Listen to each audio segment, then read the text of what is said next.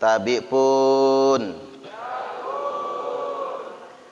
Bismillahirrahmanirrahim. Innal hamdalillah nahmaduhu wa nasta'inuhu wa nastaghfiruh wa na'udzu billahi min syururi anfusina wa min sayyiati a'malina. May yahdihillahu fala mudhillalah wa may yudlilhu fala hadiyalah. Asyhadu an la ilaha illallah wahdahu la syarikalah wa asyhadu anna Muhammadan abduhu wa rasuluhu la nabiyya ba'dah. Allahumma salli wa sallim ala sayyidina Muhammadin wa ala alihi wa sahbihi ajma'in. Amma ba'du. Hadratul kiram yang saya hormati dan yang sangat saya ta'zimi, pimpinan dan muassis Pondok Pesantren Darul Hufaz, yakni Bapak Kiai Haji Nur Salam Abdul Muttalib Al-Hafiz. Semoga beliau selalu sehat dan panjang umur. Allahumma amin. Selanjutnya yang saya hormati Kepala Badan Kesbangpol yang sambutannya diwakili oleh Bapak Rahmat Haryadi. Betul ya Pak ya? Mudah-mudahan jadi kabarnya nanti ya Pak ya. Tapi jangan sekarang, Pak Pirsada kegeser nantinya. Beserta segenap tim dari Kesbangpol Provinsi Lampung. Yang saya hormati Dewan Asatidz Pondok Pesantren Darul Hufaz. Santri-santri, apa kabar? Sehat? Alhamdulillahirabbil alamin. Sudah sarapan belum? Udahlah, udah ada kue kotaknya itu. Baik. Benar kalau kata pesan Pak Yai tadi, kita milih mondok ini sudah pilihan yang tepat. Karena adik-adik sekalian, ini zaman sudah tua. Banyak tantangan di luar sana. Kalau Anda nggak siap, ini bahaya. Coba kalau yang sekolahnya nggak mondok, kerjaannya megang HP aja. Apalagi sekolah daring ya. Sekolah daring itu HP aja urusannya. Jadi sekolah daring itu siswa-siswa belajarnya Google. Jadi kalau dikasih soal dari gurunya, nanyanya sama Google. Sampai ada guru nanya sama siswanya, beras itu warnanya apa? Nanyanya ke Google juga itu. Udah jelas warna beras putih, tapi saking percayanya sama Google, nanyanya juga sama Google. Jadi bahaya. Tapi kalau mondok kita bisa belajar terus menerus, 24 jam potong istirahat. Ini zaman sudah tua, sampai-sampai Allah Subhanahu wa taala berfirman, fa khalafa min ba'dihim khalfun adha'u sholata wattaba'u syahawat. Fa khalafa min ba'dihim khalfun, maka akan datang generasi pengganti yang jelek. Mim ba'dihim, setelah generasi yang baik, generasi yang utama, akan datang generasi pengganti yang jelek. Khalfun. Apa ciri generasi yang jelek? Satu, Adha'us shalah, mereka menyia-nyiakan salat. Salat zuhur mepet asar, asarnya numbur maghrib, maghribnya mentok isya, isyanya ketiduran, subuhnya kesiangan. Ada yang salat subuh niatnya begini, usolli sunnatad duha ma'al kunuti lillahi ta'ala. Lo kok duha ma'al kunuti? Iya Ustaz, tadi enggak salat subuh, salat duha aja ditambahin kunut biar Tuhan kita maklum. Tuhan mau dimaklum-maklumin. Subuh jam 8. Ada juga yang niat subuhnya begini, usolli fardhos subhi raka'ataini mustaqbilal qiblati, kodoan lillahi ta'ala. Lo kok kodoan jam 8 salat subuhnya. Ada juga ibu-ibu niatnya begini, usolli fardhos subhi raka'ataini mustaqbilal qiblati, kesiangan lillahi ta'ala. Lo kok kesiangan jam 9 salat subuhnya. Ada juga anak milenial, generasi zaman sekarang, niatnya begini, usolli fardhos subhi wal dhuhri wal asri wal maghribi wal isya'i, kroyoan oplosan lillahi ta'ala. Hancur salatnya dioplos.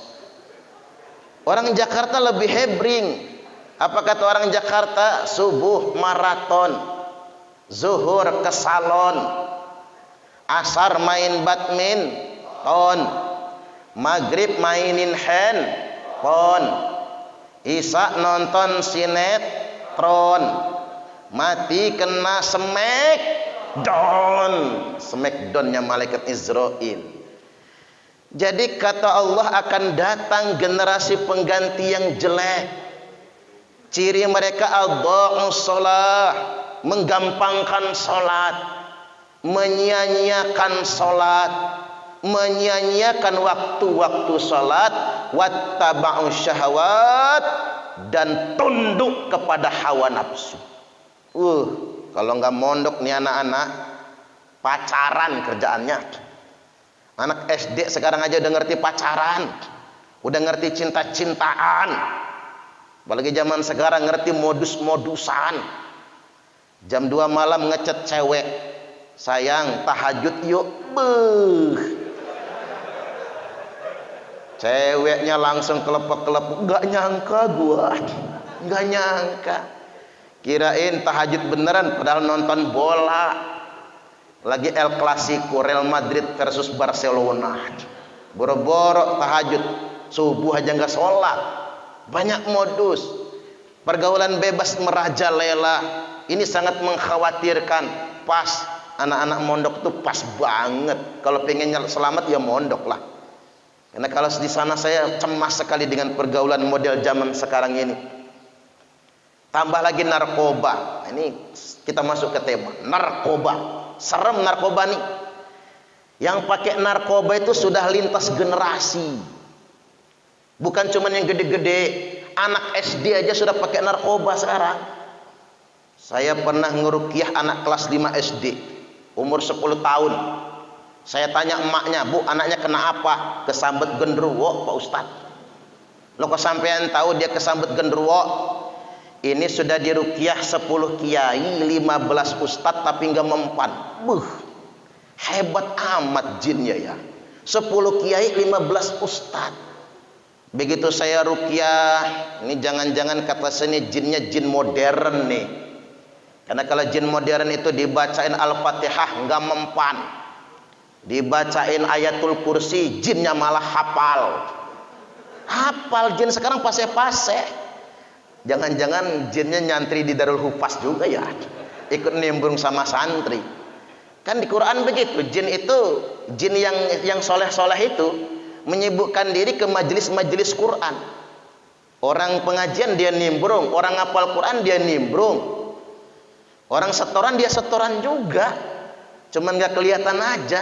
Dibacain ayat kursi jinnya malah hafal. Begitu diantem pakai surat Al-Jin, dia bukannya kepanasan malah nantang. Kata jinnya, "Gua nggak takut sama ustadz, Gua takutnya sama tukang permak lepis, karena ada tulisannya permak jin segala jenis. Iya juga ya. Makanya anak-anak kalau punya bapak jadi tukang jahit, kata Ustadz Parman, tetap bertahan jadi tukang jahit. Karena jin zaman sekarang nggak takut sama ustadz, takutnya sama tukang permak lepis, permak jin segala jenis. Begitu saya ruqyah anak kelas 5 SD ini, emang tidak ada jinnya, emang nggak ada genderuwonya, emang nggak ada demit kuntilanaknya. Loh kok anak saya ongok-ongok Pak Ustadz? Ya nggak tahu kata saya. Bawa ke kurungan nyawa ini, rumah sakit jiwa, bawa ke RSJ, tangani perawat dan psikiater, SPKJ. Kata psikiater, nanti dulu Pak, habis ini ada surat rujukan ke spesialis saraf. Begitu dirujuk, apa kata dokter saraf? Hancur sarafnya, gara-gara kebanyakan ngelem aibon. Ganja tak terbeli, sabu apalagi aibon diembat. Payahnya orang zaman sekarang ini, udah kadang pakai aibon, udah kadang pakai ganja, udah kadang pakai sabu-sabu, baru dimasukkan ke pesantren. Itu yang ngerusak sebetulnya. Mestinya masukkan dulu ke pesantren anaknya agar tidak terjebak dengan narkoba. Setuju nggak kira-kira? Makanya adik-adik, orang tua memasukkan Anda ke sini bukan gak sayang, saking sayangnya agar Anda tidak terjebak dengan pergaulan bebas. Kalau Anda mengerti betul sejatinya harapan orang tua, keinginan orang tua, yakin gak berani nakal mondoknya, gak berani malas-malasan. Betapa cinta orang tua Anda kepada Anda semua. Makanya dimasukkan ke pondok pesantren yang nanti mudah-mudahan hafal Quran 30 juz semua. Kalau Anda hafal Quran 30 juz bisa memberi syafaat kepada orang tuanya, bahkan sampai 7 nasab ke atas. 7 nasab ke atas itu siapa? Bapak, habis bapak, kakek, habis kakek, buyut, habis buyut, canggah, habis canggah, moyang, pakai moyang nggak apa juga, moyang, nenek sama moyang, buyut sama moyang sama lah kayaknya Pak, ya kayaknya sama. Saya ini kan orang Sumatera Selatan, saya nanya ibu saya, mak apa saja, bapak, unggang, buyut, habis buyut apa? Entah kata dia. Berarti entah. Kalau orang Jawa itu lebih lengkap dia, bapak, mbah, buyut, canggah, wareng. Nomor 5 tuh wareng. Nomor 6 udek-udek, bukan budek ya. Nomor 7 gantung siwur. Kalau kata orang Sunda, kakait siwur cenah. Nomor 8 itu galih asem, gantung siwur, galih asem. Nomor 9 debok bosok. Ada aja itu. Saking tuweknya debok bosok nyebutnya itu.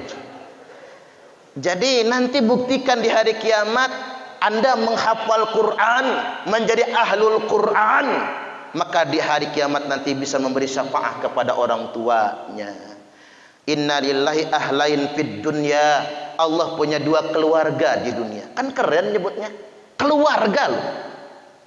Familiar banget kan, dekat banget sama Allah.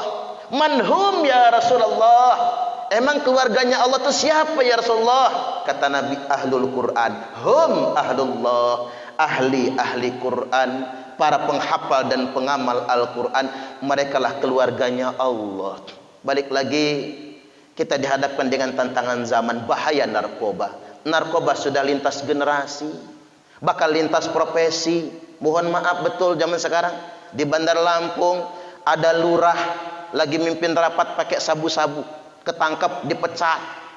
Ada camat pakai narkoba, anggota dewan pakai narkoba, oknum. Bupati di Sumatera Selatan digerebek di rumahnya pakai sabu-sabu. Jaksa oknum ketangkep narkoba, hakim ketangkep narkoba. Lampung tuh ada hakim ditangkap narkoba. Bahkan kemarin geger petugas lapas rutan ditangkap narkoba. Ini bahaya sekali, artis kebanyakan. Makanya benar kalau kata orang di medsos itu, artis dibayar mahal tapi malah ngerusak moral bangsa. Guru dibayar murah tapi dituntut memperbaiki moral bangsa. Coba kita berhitung, artis itu nyanyi satu lagu, Siti Badriah, nggak tahu kan? Kalau mondok nggak tahu biasanya. Siti Badriah itu dek cuman nyanyi lagu emang lagi santik, tik. Cuman gitu doang, 30 juta nyanyi nggak nyampe 5 menit. Ayu Ting Ting cuma nyanyi alamat palsu 30 juta nggak nyampe 5 menit. Yang paling mahal itu Agnes Monica, nyanyi satu lagu 200 juta, nyanyinya nggak nyampe 5 menit. Nah Pak Ustadz ini ceramah 1 jam nggak segitu bayarannya. Kira-kira berapa ya Pak Haryadi ya? Enggak, ini guyon aja biar nggak ngantuk. Allahu Akbar. Artis dibayar mahal, nah guru dibayar murah. Coba kita berhitung guru itu kalau di Norwegia gaji guru sebulan 395 juta rupiah per bulan. Saya ngayal kalau gaji Ustadz di Darul Hupas segitu semua ya. Setuju nggak kira-kira? Bangkrut Darul Hupasnya. 395 juta rupiah. Di Indonesia Raya tercinta ini masih ada guru honor yang gajinya 300.000 sebulan. Buat bensin aja nggak cukup, pulsa aja nggak cukup. Guru dibayar murah tapi dituntut memperbaiki moral bangsa, apalagi guru ngaji. Ini kan adik-adik ini kalau pulang kampung nanti umpama jadi guru ngaji, guru ngaji. Kadang SPP cuma 20.000 sebulan diprotes orang. Padahal itu duit nggak seberapa. Padahal kalau ngitung rokok kasih tahu sama papahnya itu jangan ngerokok terus. Kata Pak Yai tadi apa mubazir kan? Coba kalau ngitung rokok sehari 10.000. 10.000 kali sebulan apa? 300.000. Nah kalau buat ngudut aja 300.000, nggak salah dong buat guru ngajinya 300.000. Nggak usah banyak-banyak, murid guru ngajinya 20 orang saja. 20 kali 300.000 6 juta. Guru ngaji di kampung dapat 6 juta sebulan langsung kredit Agia. Keren. Nggak ada guru ngaji pakai motor butut, nggak ada. Ada bapak-bapak protes, Ustadz saya kan nggak ngudut, apalagi nggak ngudut, bayarnya double 600.000. 600 kali 20 12 juta. Guru ngaji dapat 12 juta sebulan. Nggak jadi kredit Agia, langsung kredit Innova. Pan keren. Jangan kayak guru ngaji di kampung saya, gratis nggak dibayar. Cuma dikasih beras aja bayarannya, sama minyak tanah dulu, zaman minyak tanah, sekarang udah masuk listrik, nggak dibayar. Cuman guru ngajinya pinter, kalau beras udah habis, santri datang ngaji ke TPA, guru ngajinya pinter, ngejaknya berubah, pakai ejaan orang Sumatera Selatan itu. Bada seba, yada seya, roda sero, bayaro. Ulang lagi, bada seba, yada seya, roda sero, bayaro. Jadi sejam ngaji itu bayaro. Nanti ibunya nanya pas pulang, ngaji apa tadi? Bayaro. Oi bayaro kata ibunya. Besok njok tahu guru ngaji kata Uma, soda seso, bada seba, roda sero, sobarot.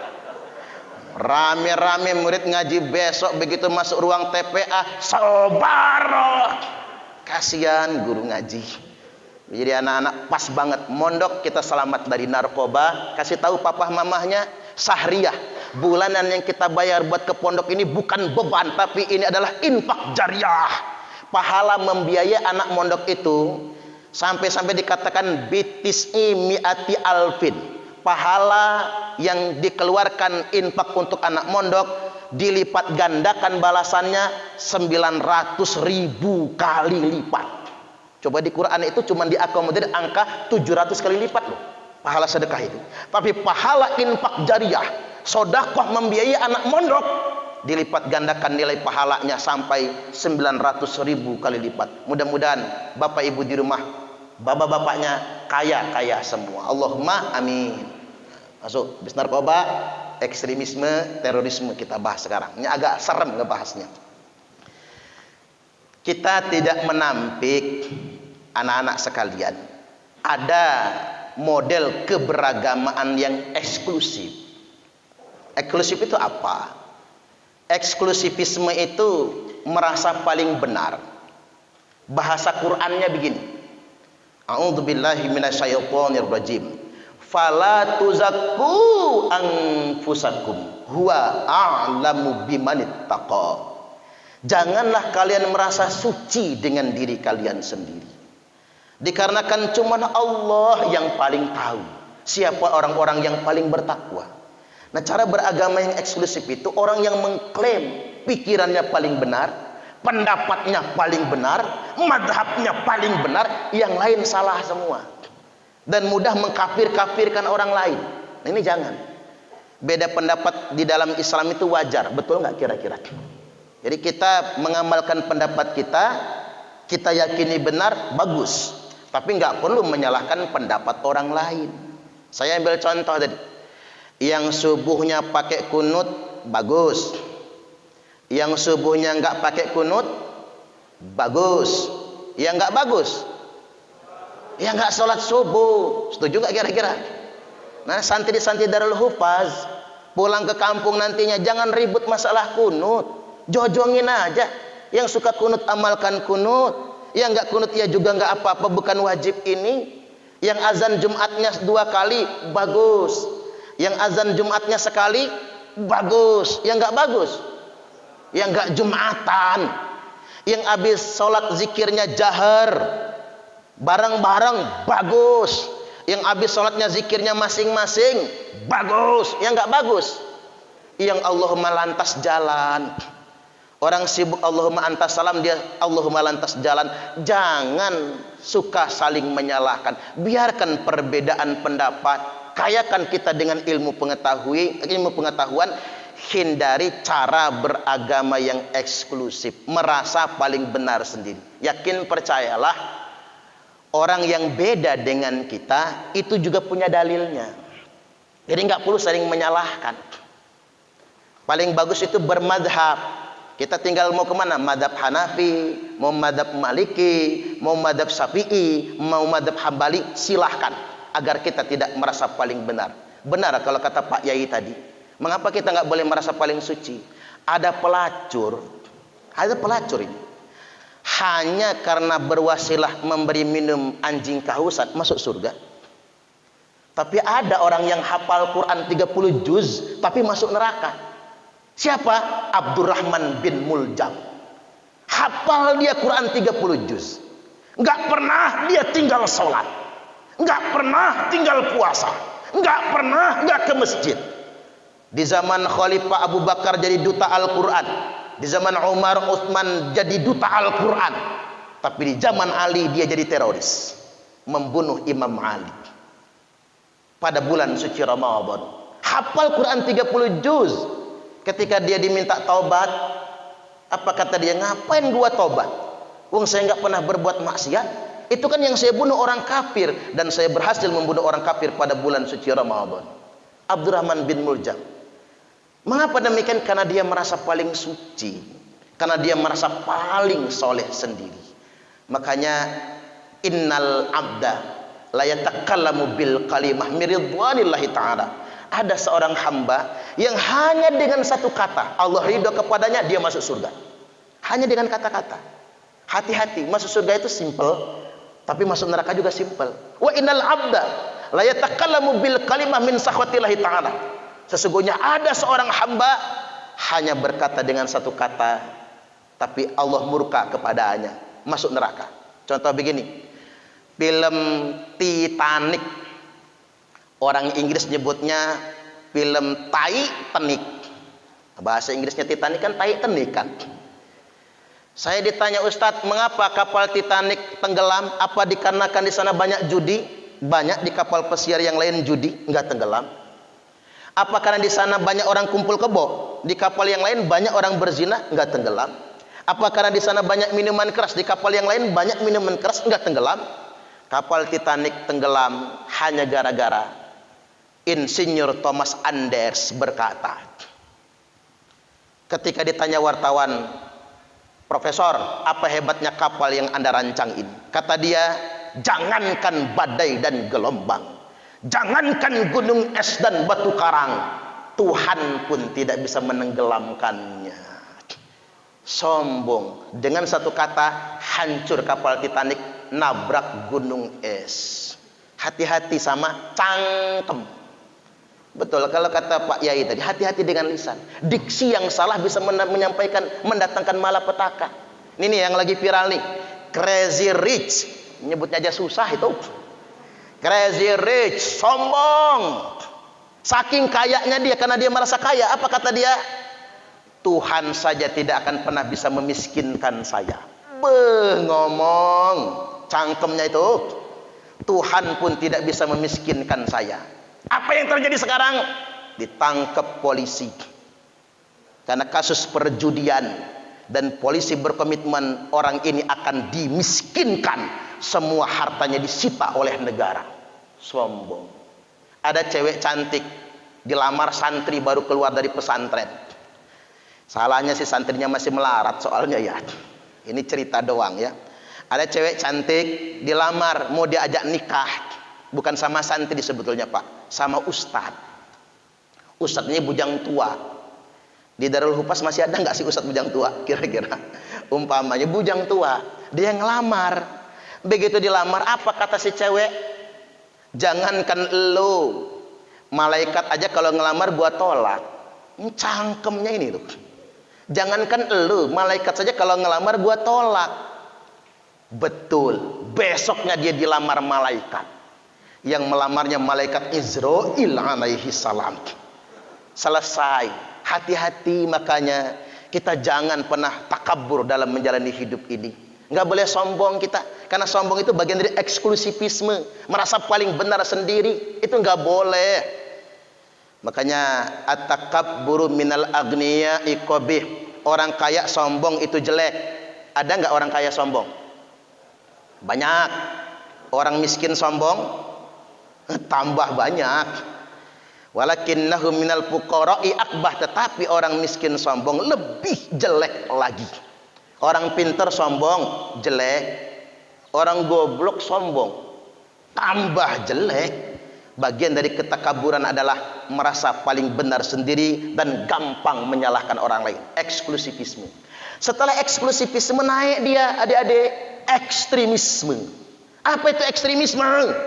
Mulai anti negara, anti 4 simbol kenegaraan, simbol kebangsaan kita. Simbol negara kita apa? 1, Pancasila. 2, Undang-Undang Dasar 1945. Nah, ini ada serangga naik ke kepala Pak Ustadz, nggak dibunuh, dilepaskan. Mudah-mudahan Allah ridho. Mudah-mudahan Pak Ustadz masuk surga. Allahumma amin. Kan kata Pak Yai tadi begitu ya. Boleh jadi hal yang sederhana bikin Allah ridho sama kita. Kalau kita mah enggak, kadang ketemu serangga dipitesin aja. Ya tadi kencing sembarangan. Kencing sembarangan di lubang semut. Habis itu kesurupan. Karena ngapa? Disambet sama kuntilanak yang ada di sono itu.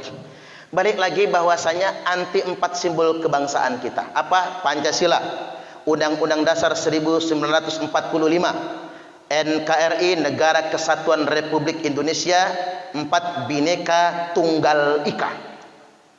Kalau kata Ali Imran, hanya dalam waktu 2 menit orang bisa jadi radikal. Bisa.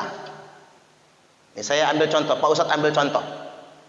Kalau anak-anak suruh milih Pancasila atau milih Al-Quran? Jawab yang jujur, milih Pancasila atau Al-Quran? Al-Quran dong. Karena kalau Pancasila bikinan manusia, kalau Al-Quran itu wahyu Allah, betul nggak kira-kira? 1, 2, milih bela Islam atau bela NKRI? Bela Islam dong. 3, milih taat pemerintah atau taat sama Allah? Taat sama Allah.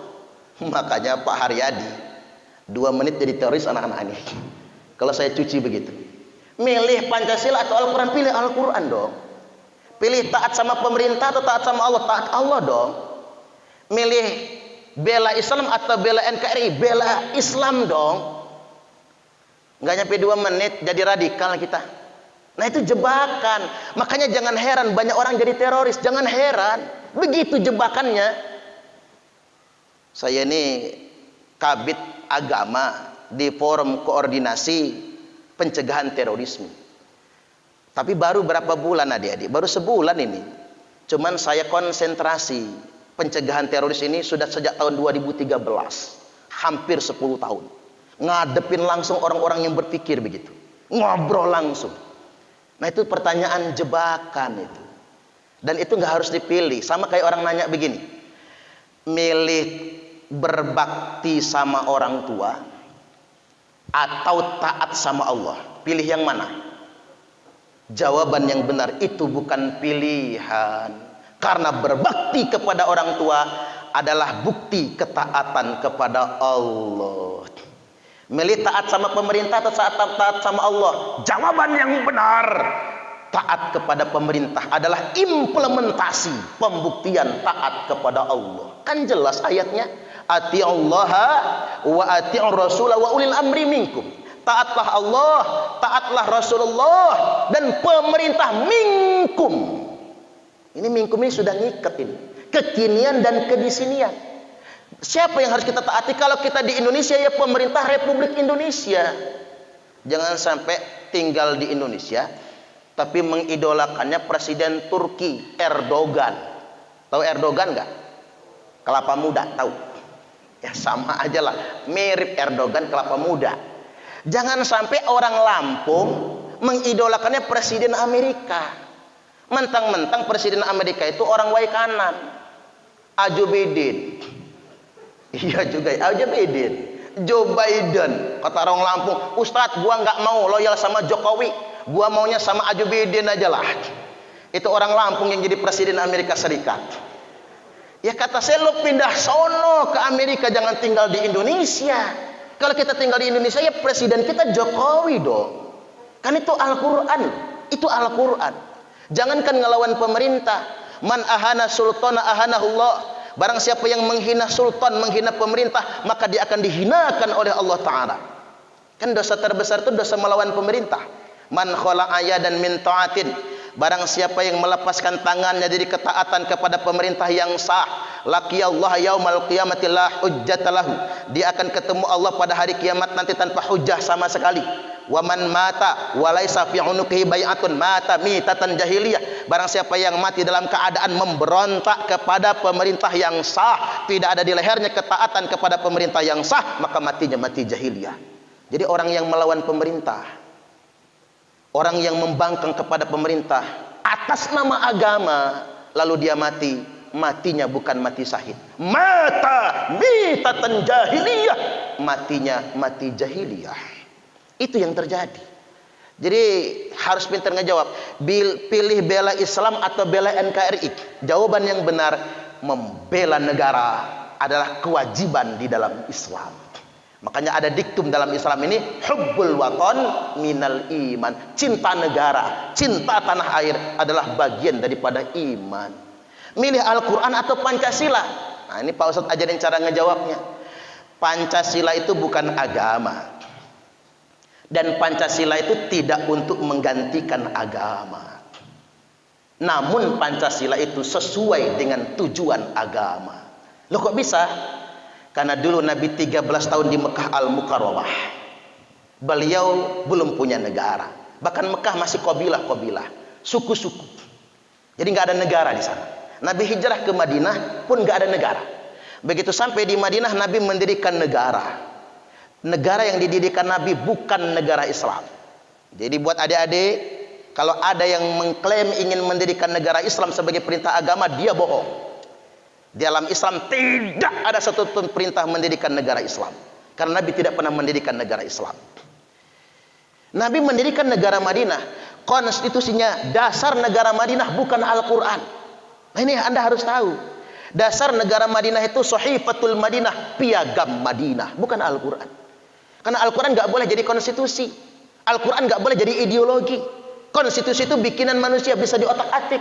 Ideologi itu ide manusia, bisa diotak-atik. Al-Quran bukan ideologi. Al-Quran bukan konstitusi. Tapi Al-Quran adalah wahyu ilahi, pedoman perilaku hidup. manusia. Jadi piagam Madinah ini dicontoh oleh pendiri bangsa kita. Kita sudah bersepakat sejak kemerdekaan yang lalu bahwasanya Indonesia adalah negara kesatuan Republik Indonesia dengan dasar negaranya piagam Jakarta. Kalau Nabi pakai piagam Madinah, Sahifatul Madinah, Al-Madinatu Masrutiyah, tapi pendiri bangsa kita pakai istilah piagam Jakarta yang mengerucut menjadi Pancasila. Ketuhanan yang Maha Esa di Quran, Qul huwallahu ahad.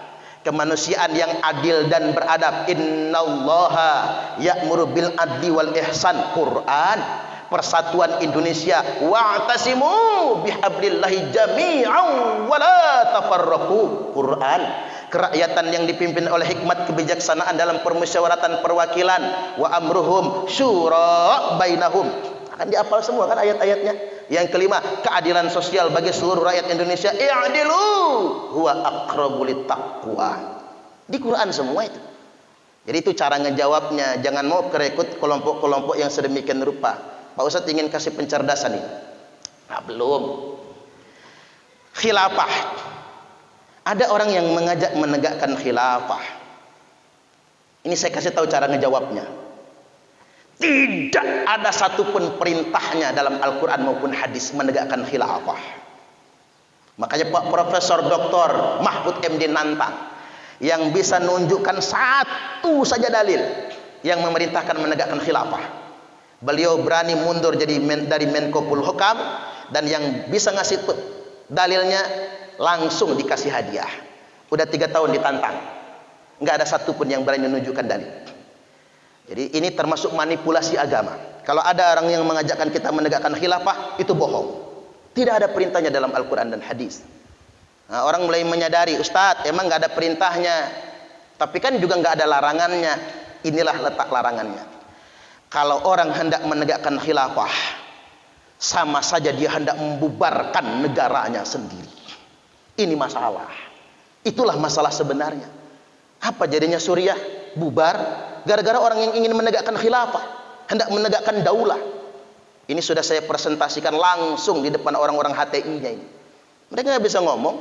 Kalau mau diskusi kata saya. Nah, bukan, adik-adik harus cerdas. Nanti pulang mondok ada yang ngajak-ngajak khilafah, jangan mau ikut. Nggak ada perintahnya mubadzir. Emang ada khalifah akhir zaman itu Ustaz? Ada. Nabi Isa Al-Masih alaihi salam. Jadi sabar saja, karena khilafah itu ditakdirkan, bukan diperjuangkan. Entoh juga kita belum tentu sanggup hidup di zaman Nabi Isa. Karena ngapa? Ada Dajjal duluan. Sebelum Dajjal muncul ada kemarau 3 tahun berturut-turut. Nanti nggak ada lagi daun hijau ini, nggak ada. Semua kebun kering kerontang, sawah mati semua. Umatku kelaparan, kata Nabi. Dajjal akan datang ke setiap kota 40 hari 40 malam. Nah, saya takut iman saya nggak kuat. Udah berbulan-bulan lapar nggak makan. Cuman tasbih doang, kata Nabi kan tasbih tuh, biar umat ini jadi kenyang. Tiba-tiba Dajjal nongol depan rumah, Parman, pecel lele, nah, telap iman kita. Makanya saya heran adik-adik, bapak ibu, kok ada orang seneng betul jualan dakwah akhir zaman ya. Seakan-akan akhir zaman kiamat akan terjadi hari ini. Itu dia mendahului Allah itu. Karena ngapa? Kita belum tentu sanggup hidup di akhir zaman. Tapi kita wajib mengimani itu semua pasti terjadi. Tapi jangan salah. Jangan seakan-akan kita mendahului takdirnya Allah. Seakan-akan memastikan itu pasti terjadi sekarang. Masih ada daun hijau. Makanya kalau turun hujan ucapkan Alhamdulillah. Dajjal masih tangeh. Ini ilmu buat kita. Satu lagi yang berikutnya. Bendera hitam. Ini harus saya cerdaskan.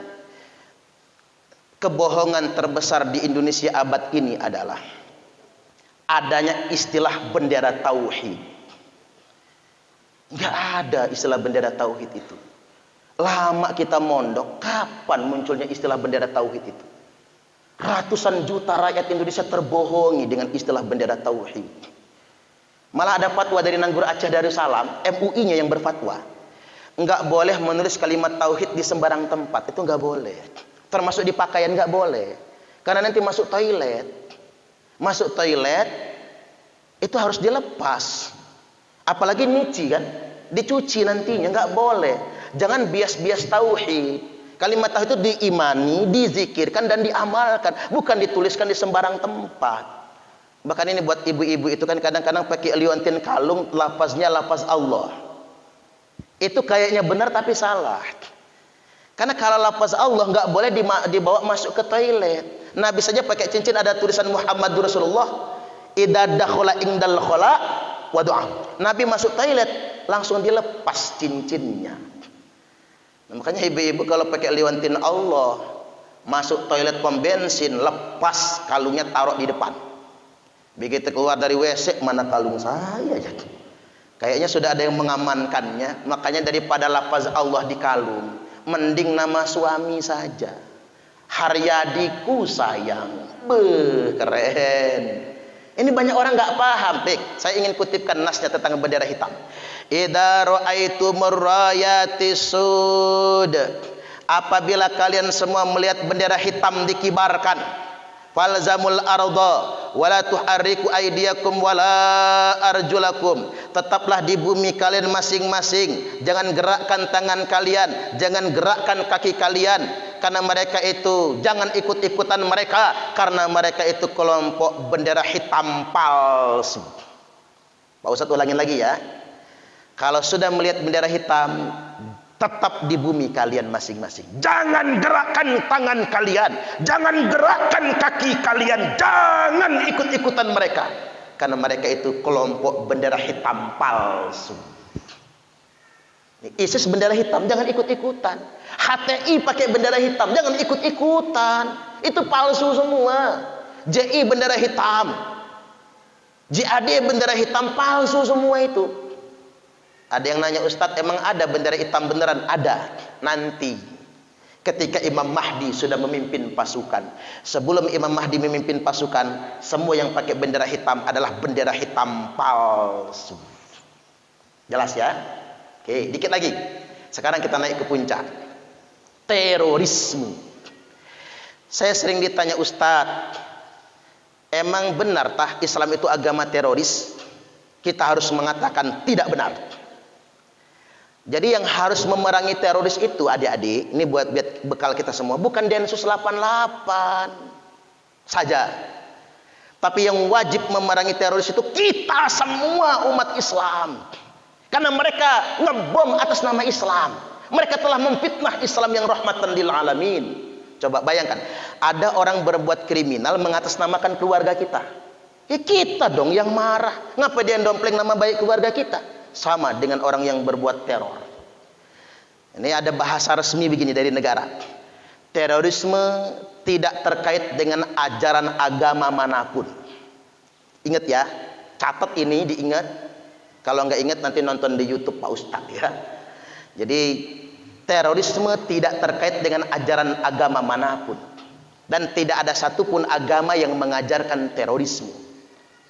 Hanya saja terorisme mendompleng ajaran agama. Mereka melakukan aksi teror tapi mengatasnamakan agama. Makanya radikalisme, terorisme dibangun berdasarkan manipulasi dan distorsi ajaran agama.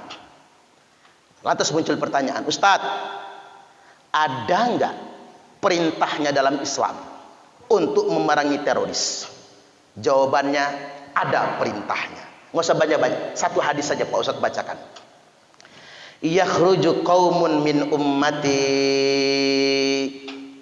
akan keluar sekelompok orang di tengah-tengah umatku. Yaqra'unal Qur'an, mereka fasih-fasih membaca Al-Qur'an. Jadi makanya jangan heran, teroris itu, khawarij itu fasih semua membaca Al-Qur'an. Laisa qira'atukum ila qira'atihim bisyai, di mana bacaan Quran kalian tidak ada apa-apanya dibandingkan dengan bacaan Quran mereka. Ini bukan hadis dhaif, ini hadis sahih Muslim. Bacaan Quran kalian tidak ada apa-apanya dibandingkan dengan bacaan Quran mereka. Wala salatukum ila salatihim bisyai, salat kalian tidak ada apa-apanya dibandingkan dengan salat mereka.